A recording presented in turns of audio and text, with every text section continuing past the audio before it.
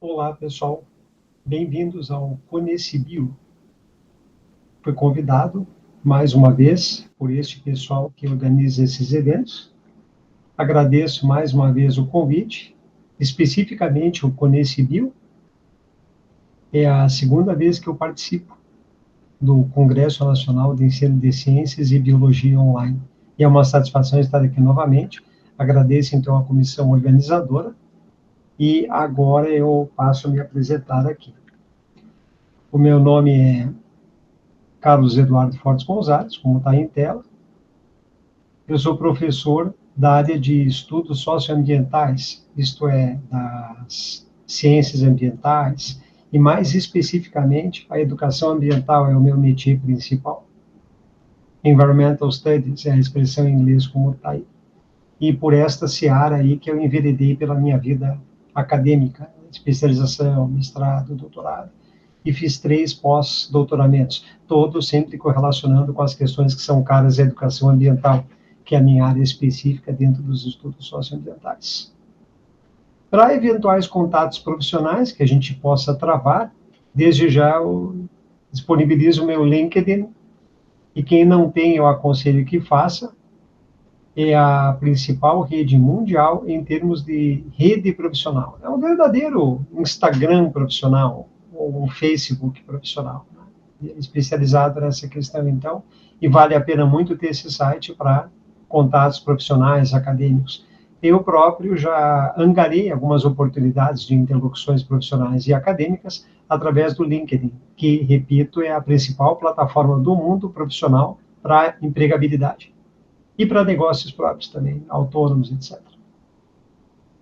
Outro site que vale muito a pena ter, porque daí você pode disponibilizar o seu currículo numa língua estrangeira, preferencialmente inglês, é o Orcid. Claro, que eu estou vendo em português, né? Orcid. É um site norte-americano. Então, estava em meu Orcid, e eu aproveitei a oportunidade, então, para disponibilizar aí o meu resume, isso é o meu currículo em inglês, né? Resume, como chama, aí no Orcid. E aí, claro, o famoso currículo Lattes, que é sempre bom a gente manter bem atualizado, está sempre bastante atualizado. Então, através de uma rápida pesquisa nele, vocês podem ver efetivamente que eu venho estudando ao largo aí da minha carreira profissional acadêmica. O que eu tenho produzido? Artigos, isto é, a produção bibliográfica, né? Bem como produção técnica, científica, participação em eventos, né? Os artigos e outros trabalhos acadêmicos, tanto em periódicos quanto em revistas, orientações de mestrado, doutoramento, algumas supervisões de postdoc também, isso é, de pós-doutorado. Tenho feito também alguma coisa nesse sentido. Eu concluí a minha carreira acadêmica na UTF-PR, Universidade Tecnológica Federal do Paraná, campus Curitiba, há poucos anos atrás. Assim que deu o meu direito à aposentadoria, eu busquei imediatamente por essa situação legal. Não que eu quisesse parar de trabalhar, muito pelo contrário, continuo trabalhando. Mas eu quis exatamente ter novas oportunidades profissionais. E nesse sentido, então, por isso que assim que eu tive o direito legal, o direito jurídico, eu busquei pela situação da aposentadoria voluntária e imediatamente comecei a, então, perscrutar outras oportunidades profissionais. E acabei encontrando uma oportunidade bem perto de casa, bem próximo de casa, como podem ver aí em tela, né? Porque eu laborava em Curitiba, no Paraná, e aí eu achei essa oportunidade a um pouco mais de 3.200 quilômetros de casa, em Belém do Pará, numa outra instituição federal, agora na UFPA, Universidade Federal do Pará, a maior do norte, a maior do norte brasileiro. Então está sendo uma experiência cultural, acadêmica, profissional muito interessante, mas desde já eu esclareço que esta experiência é temporária. Eu sou professor visitante, e o professor visitante, visiting professor, isso é um conceito mundial e é invariavelmente um cargo temporário em quaisquer regiões do mundo, e no Brasil não é diferente. Então eu devo estar na universidade aí pelo período máximo de 2 anos, que é um aspecto legal, né? É um ano de contrato renovável por mais um, E, cumpridos esses 2 anos, eu estou efetivamente com o término do contrato, com o período do contrato concluído na UFPA, que eu espero e quero não seja a minha última oportunidade acadêmica. Espero galgar outras posições e ter outras oportunidades em outras instituições de ensino superior. Para onde a vida me levar, a vida leva eu. Então vamos ver onde é que vai ser a próxima. Na Universidade Federal do Pará, eu faço parte do IENSE, que está aí em tela, Instituto de Educação Matemática e Científica. Mais especificamente, eu fiz o processo seletivo para o PPGDoc, Programa de Pós-Graduação em Docência em Educação em Ciências e Matemáticas. Daí o meu interesse no assunto em pauta que eu estou apresentando aí, né, intitulado Ensino de Ciências e Biologia com Enfoque Ambiental. Então, isso aí está bem dentro dos objetivos do PPGDoc, Programa de Pós-Graduação em Educação, em Docência, em Educação em Ciências e Matemáticas. Então, está bem dentro desse objetivo. Formação docente para essa área de ensino de ciências e biologia, com enfoque ambiental, no nosso tema de hoje. Dito isso, inicia essa apresentação, então. Contexto atual do ensino de ciências. O ensino de ciências, contemporaneamente, enfrenta o desafio de correlacionar os saberes das ciências às realidades sociais e ambientais. E esta problemática advém do fato que, não raro, ainda, no ensino superior brasileiro, apesar de tudo que se fala contemporaneamente de educação crítica, educação emancipatória, no mais, o ensino ainda é um tanto tradicionalista, ainda é bastante conservador. E, nesse sentido, não raro, habilitado em ciências naturais, por exemplo, aí no caso em tela, licenciado em ciências ou licenciado em ciências biológicas, nem sempre tem essa preparação para o ensino voltado para situações locais, para as realidades socioambientais. Às vezes tem aquele ensino mecanicista das ciências naturais, no melhor estilo do que o famoso educador Paulo Freire chamava de educação bancária, aquele ensino transmissor de conhecimentos, sem a interlocução com as realidades locais do alunado com o qual eu estou tratando. Claro que o ensino começa pela transmissão de conhecimento, ninguém nega isso. O problema não é esse. O problema é se limitar à transmissão do conhecimento. Este é o grande problema. A gente precisa passar, além de transmitir conhecimento, para fazer a interlocução com as realidades sociais e ambientais diversas dos nossos estudantes, para que esse conhecimento seja efetivamente significativo e possa, então, ser emancipatório no sentido de transformações de realidades sociais e ambientais locais, buscando, então, uma melhor qualidade ambiental. Antrópica, isto é, para o ser humano, bem como para o ecossistema de entorno. Buscar, então, em poucas palavras, as relações harmônicas entre a sociedade e a natureza, isto é, entre as comunidades humanas e os sistemas ecológicos de entorno adjacentes a esses agrupamentos humanos. Nessa mesma toada, então, a formação professoral precisa preparar professores críticos, éticos e cônscios das implicações, isto é, dos impactos, desculpem, sociais e ambientais de suas práticas de profissionais da educação. Como enfoque ambiental, então, o interessante aqui é a educação ambiental como eixo integrador desse ensino. A educação ambiental é uma dimensão transversal que promove a compreensão das interações entre a sociedade e a natureza. E o papel destes processos educativos ambientais é o da formação de indivíduos capacitados para a ação de modo o atingimento da sustentabilidade. E, para tanto, essas atitudes têm que ser refletidas. Então, precisam ser sujeitos capazes de agir de modo sustentável e reflexivo. Bases conceituais para esse enfoque ambiental que almejamos nos processos de ensino e aprendizagem, no ensino de ciências e de biologia. Interdisciplinaridade, isso é, integrar os conhecimentos científicos com os aspectos sociais e culturais. Isso é fundamental, até mesmo para sair do ensino mecanicista que eu já falava nas lâminas anteriores, aquele que Freire indicava como educação bancária. Tem que fugir daqui.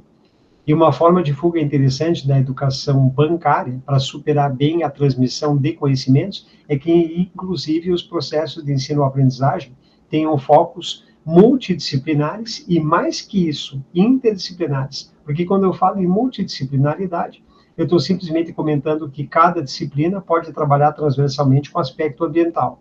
Mas mais interessante que isso, além do fato de que cada disciplina trabalhe com o aspecto ambiental, é interessante que as disciplinas conversem entre si. E aí eu tenho a interdisciplinaridade.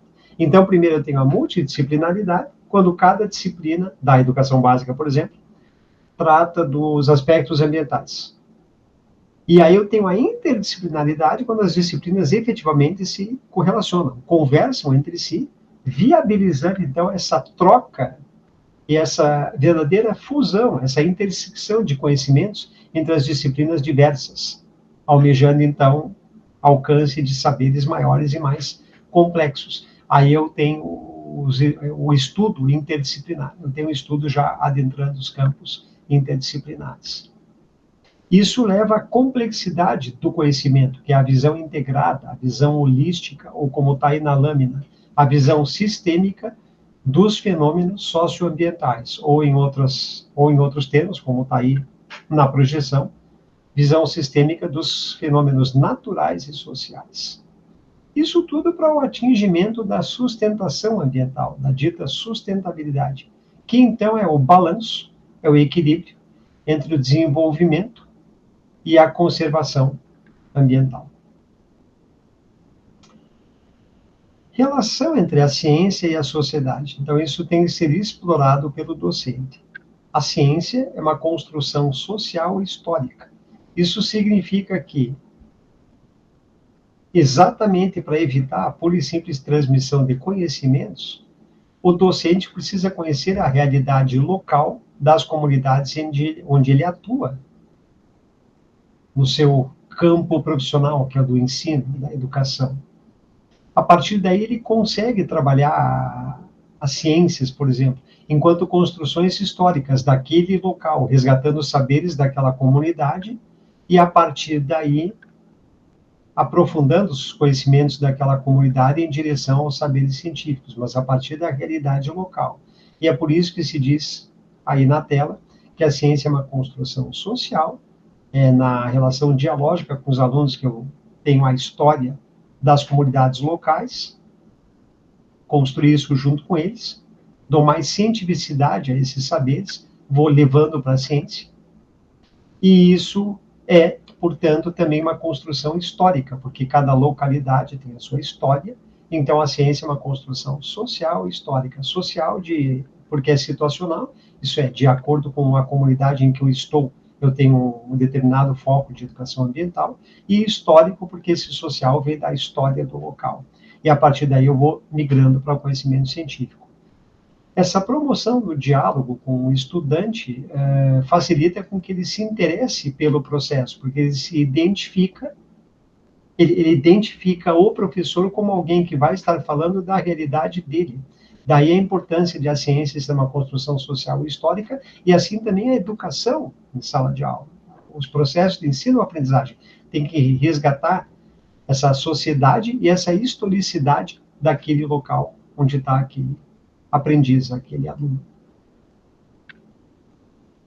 E, nessa direção, o ensino, então, precisa revelar como as descobertas científicas impactaram historicamente, e impactam a vida humana e o meio ambiente, promovendo assim um olhar crítico sobre o progresso científico.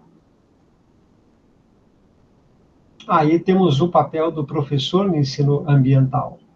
Dito tudo o que eu comentei até agora, então, o docente é um mediador dos saberes científicos, do conhecimento. E, nesse sentido, ele é um agente transformador das realidades socioambientais. Não que o professor sozinho consiga fazer isso, não há como, mas ele é agente de transformação no sentido que, resgatando os aspectos sociais e históricos de uma dada comunidade e, então, trabalhando dialogicamente com seus estudantes na direção da construção dos conhecimentos socioambientais, dentro do âmbito, dentro da esfera das disciplinas de ciências e de biologia, ele consegue, então, dar elementos para que esses estudantes, nas suas localidades, possam ser agentes transformadores da sociedade e do ambiente no sentido de melhorias da qualidade ambiental. Claro, até um certo grau, né? Isso não depende também, evidentemente, só das comunidades locais. Depende também, obviamente, das governanças, dos poderes públicos, em âmbitos municipal, estadual e até mesmo federal, conforme o aspecto socioambiental que eu esteja tratando. Mas, de todo modo, os estudantes viram potenciais agentes da transformação socioambiental. Para tanto, este professorado deve, então, efetivar o estímulo do aprendiz em direção à reflexão crítica, o pensamento científico e, por conseguinte, o engajamento ético com a biosfera, isto é, com todo o sistema vivo planetário. Ter essa noção, claro, porque o aluno e o professor conseguem atuar localmente onde eles estão, não globalmente.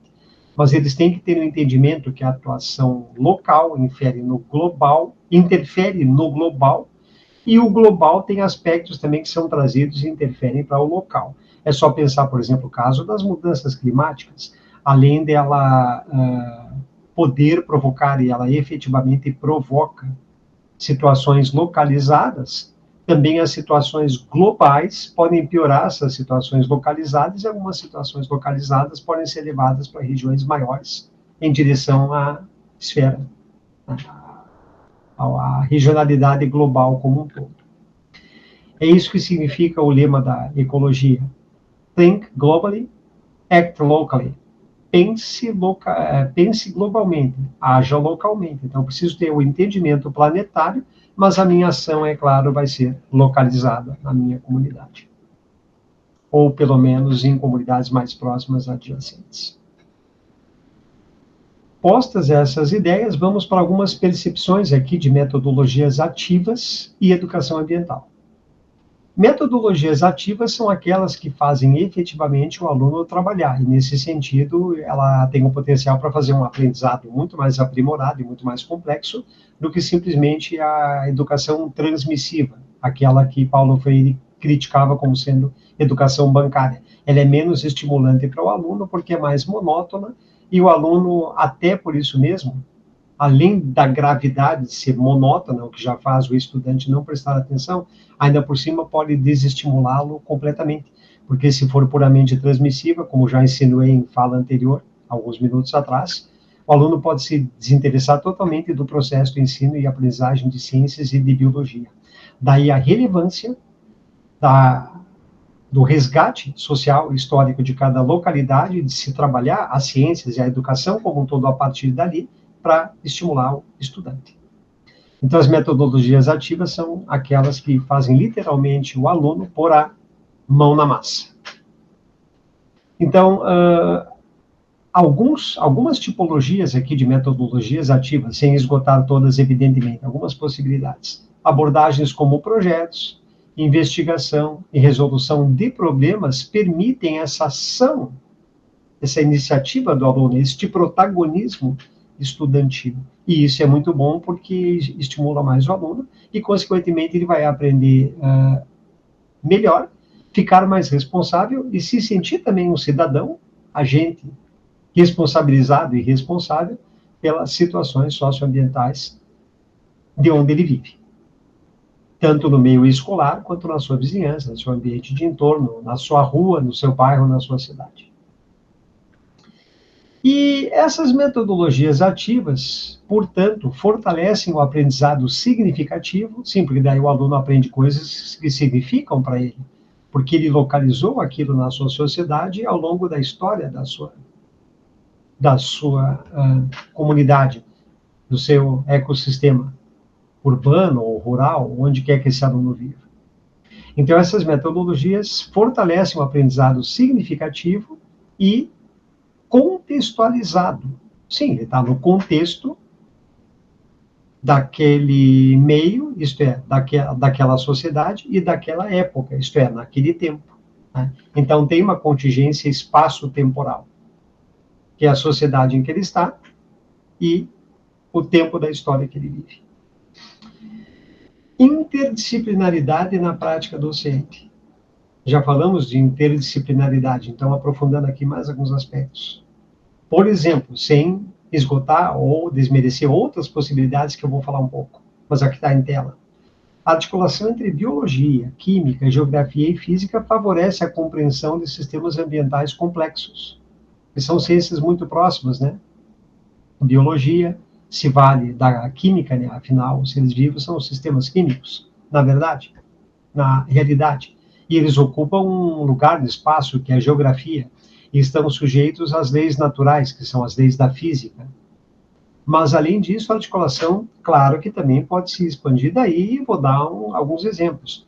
O docente de língua portuguesa também pode entrar nesses processos de interesse de ensino de ciências e de biologia, quando ele trabalha com a interpretação de textos, trazendo, então, textos que possam discutir questões socioambientais. Dentro desse mesmo raciocínio, professor de inglês, professor de espanhol, quando a escola oferece também, oferta também aulas dessa língua estrangeira, e ainda pode articular com quaisquer outras disciplinas, porque o ambiente está em tudo. Então, assim, também tem aspectos da filosofia, até porque existe um ramo chamado filosofia ambiental.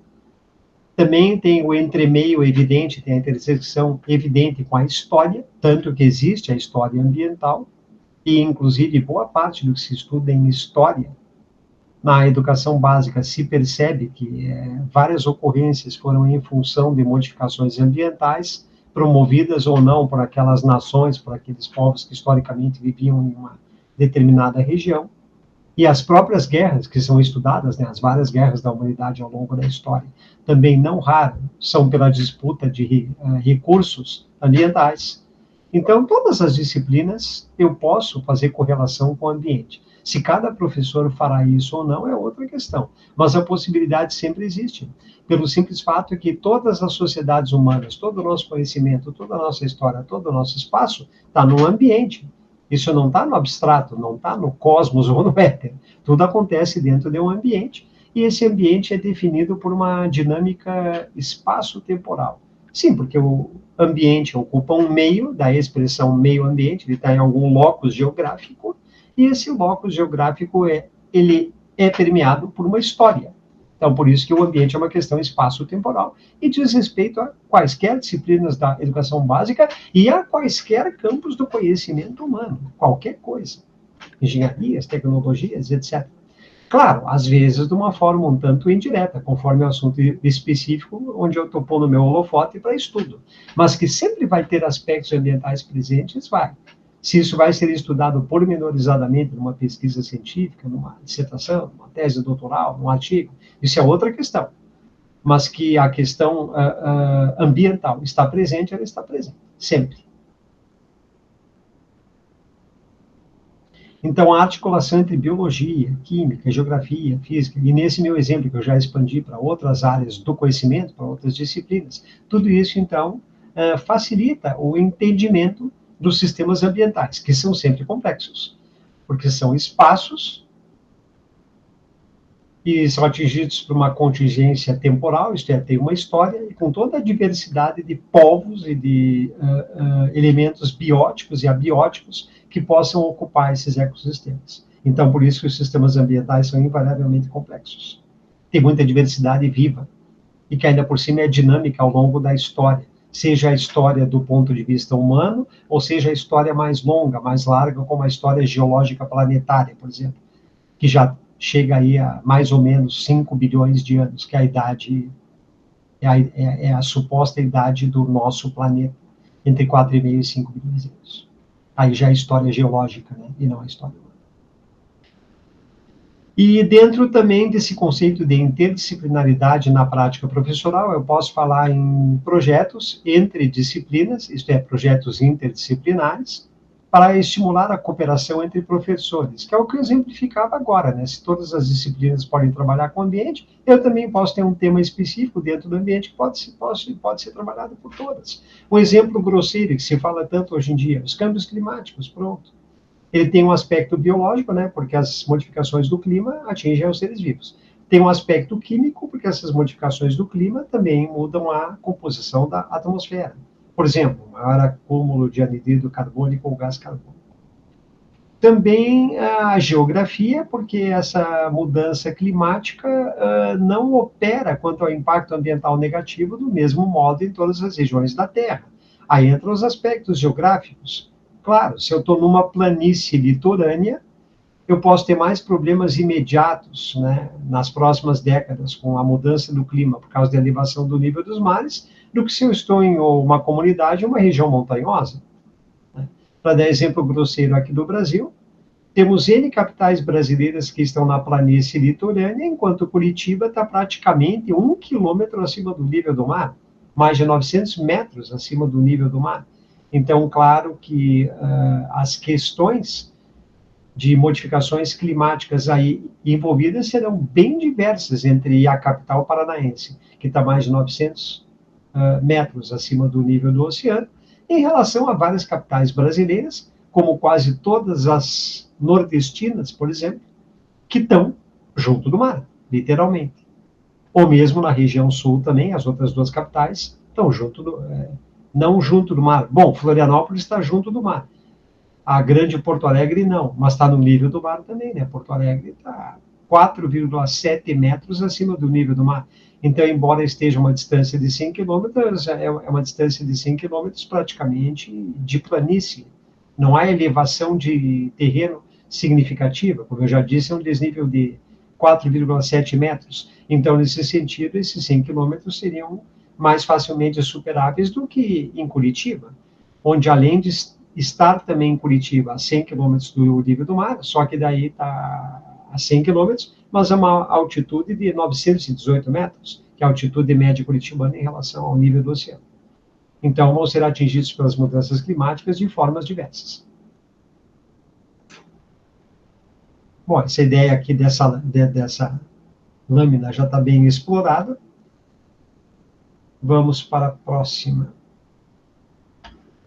Temas geradores ambientais. Então, os temas geradores ambientais podem incluir os recursos hídricos, os energéticos, a diversidade biológica, o lixo, ou mais tecnicamente, os resíduos sólidos, como está em tela.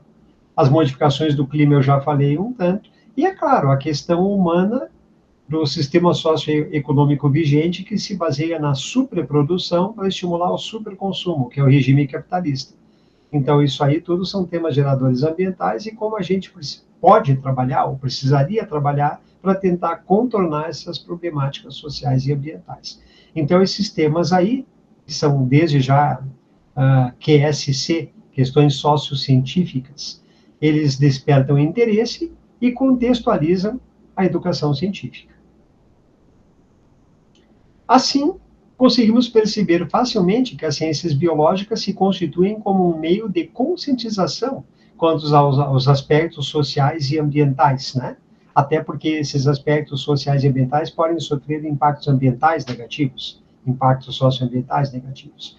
E é por essa razão que o ensino das ciências biológicas deve ultrapassar o aspecto transmissivo, puramente transmissivo de conteúdo.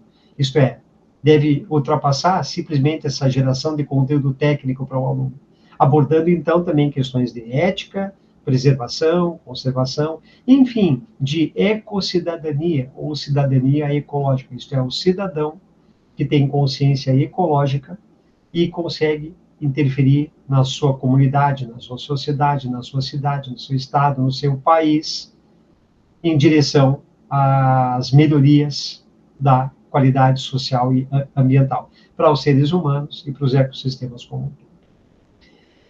Então, a biologia, nesse sentido, tem o condão de se bem ministrada com aspecto social e ambiental, junto com o conteúdo puramente técnico, ela pode ter o condão de favorecer o entendimento das relações ambientais, ou seja, ecológicas, e da responsabilidade dos seres humanos em relação a esses meios ambientes onde ele vive, onde cada ser humano vive.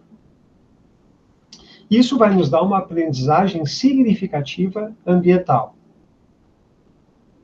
que é uma aprendizagem que ocorre quando o estudante consegue correlacionar os novos saberes com as suas experiências de vida, né, dentro dos seus contextos ambientais diversos. E, nesse sentido, então, o meio ambiente se torna um laboratório vivo para o entendimento das questões da vida. Da vida aqui no sentido biológico, né, não no sentido filosófico da vida. No sentido da biologia e da conservação, da preservação da biosfera como um todo. Para isso, então, o ensino de ciências e de biologia precisa primar por uma educação científica e sustentabilidade. O ensino de ciências, então, precisa formar sujeitos capacitados para a compreensão e a ação sobre as problemáticas socioambientais vigentes no mundo contemporâneo. Portanto, para tanto, a educação para as ciências e para a sustentabilidade precisa promover a alfabetização científica e tecnológica, isto é, dar aqueles elementos mínimos para que a pessoa consiga galgar mais conhecimentos científicos em direção a saberes que possam, então, de alguma maneira, promover a eficácia da preservação e da conservação ambiental para a continuidade da biosfera.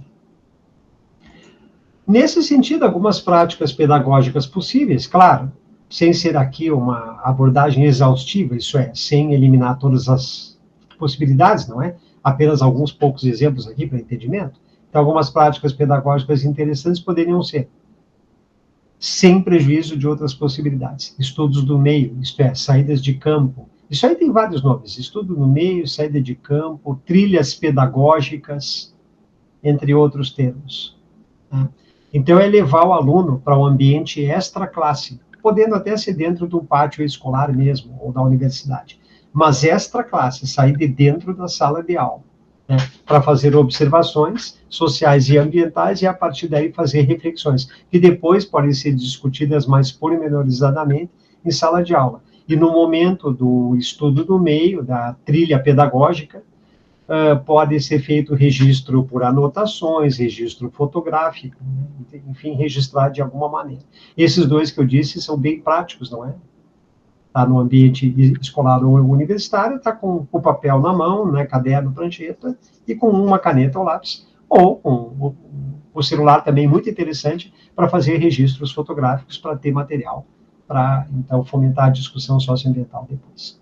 Uma coisa também muito simples de se fazer, em havendo espaço externo, são hortas escolares, compostagem, projetos interdisciplinares também que se valham dessa atividade de horta ou de saída de campo, bem como observações e monitoramentos de ambientes locais, que também podem ser intermediados, podem ser possibilitados por essas saídas de campo, por essas trilhas pedagógicas, por esse estudo do meio. Também a gente pode se valer das tecnologias digitais para a educação ambiental. Recursos digitais, simuladores, plataformas e aplicativos podem, claro, enriquecer a aprendizagem, toda essa diversidade de possibilidades que a gente tem. Né? Para dar um exemplo grosseiro, simples e fácil, quantos vídeos do YouTube temos? Isso para falar do único site, né, que é o do Google, o YouTube, para fornecimento de vídeos didático-pedagógicos em relação às questões sociocientíficas e às questões ambientais. Então, nesse sentido, as tecnologias devem servir à compreensão crítica da realidade ambiental. Existem N possibilidades. Eu dei o exemplo mais simples, grosseiro possível. Vídeos curtos, didático-pedagógicos do YouTube sobre temáticas ambientais. Avaliação no enfoque ambiental. A avaliação, então, deve valorizar atitudes, participação, a reflexão crítica do alunado. promovendo assim o desenvolvimento de uma consciência socioambiental. Desafios relacionados à formação docente. Falta formação específica para integrar a dimensão ambiental nas faculdades. Tanto é que muitas licenciaturas saiu o professor formado sem ter passado por discussões socioambientais nos bancos universitários. E aí, claro que vai ser difícil, depois esse docente, licenciado em alguma coisa, ter meios para a promoção da educação ambiental, onde for atuar depois no ensino e na aprendizagem. Então, falta essa formação específica muitas vezes. Então, a superação disso aí requer políticas públicas e, claro, comprometimento das instituições em relação a essa necessidade. Educação ambiental crítica é o que se almeja, e ela propõe, então, a transformação social e a iniciativa do sujeito. E o objetivo é o desenvolvimento da consciência política e ecológica para uma sociedade sustentável. Assim sendo, considerado tudo, temos que ter um currículo que incorpore valores ambientais de forma transversal. Forma transversal começa, então, com a multidisciplinaridade, quando cada professor consegue abordar questões ambientais, para depois se conseguir chegar à interdisciplinaridade, os professores interseccionarem os seus conhecimentos, fazendo projetos integradores, fazendo os estudantes trabalharem com projetos de integração entre as disciplinas, que aí é a interdisciplinaridade. Essa transversalidade possibilita, então, que todos os componentes do currículo contribuam para uma formação ambiental do cidadão. Assim, teremos uma educação para o futuro, que é a formação professoral que inspire novas gerações a agir de maneira sustentável. E a escola, ou a universidade, conforme o universo onde o docente atua, é um espaço de reconstrução de valores e de práticas ambientais. Síntese reflexiva. Ensinar ciências e biologia com enfoque ambiental significa educar para a vida. O conhecimento científico torna-se instrumento de emancipação e transformação social. Considerações finais. Então, a integração entre o ensino de ciências e de biologia com a educação para o meio ambiente fortalece o pensamento crítico e, consequentemente, a ética ambiental, a ética ecológica. E cabe ao docente ser o protagonista desta mudança no ambiente escolar. Né? Os principais responsáveis é o docente. Não obstante, também, como já comentamos, a necessidade institucional de reforçar os pontos falhos da educação ambiental, como quando no slide anterior eu demonstrei que nas licenciaturas, eventualmente, falta essa formação mais especializada no ambiente, e aí o licenciado lá fora depois teria dificuldade para trabalhar com educação ambiental. E é isso, pessoal. Eu agradeço pela atenção. Mais uma vez aqui a minha assinatura eletrônica, né, a minha chamada aqui com sites, o meu e-mail, estou disponível aí para interlocuções socioambientais, para empreitadas acadêmicas que a gente possa seguir junto aí, como produção de artigos conjuntos ou participação em bancas de trabalhos de conclusão de curso, como TCC, monografia de especialização, ou dissertação de mestrado ou tese doutoral. Enfim, eu estou aí disponível para as empreitadas acadêmicas e profissionais da educação que possam emergir. Então, mais uma vez, o meu contato, tenho isso aí registrado, e um bom evento para todos. Vejo vocês numa próxima oportunidade e estou aí disponível, então, para essas interlocuções desses interesses aí dos estudos socioambientais e do ensino de ciências e de biologia, contexto do nosso Conecibio. Bom evento a todos. Até mais.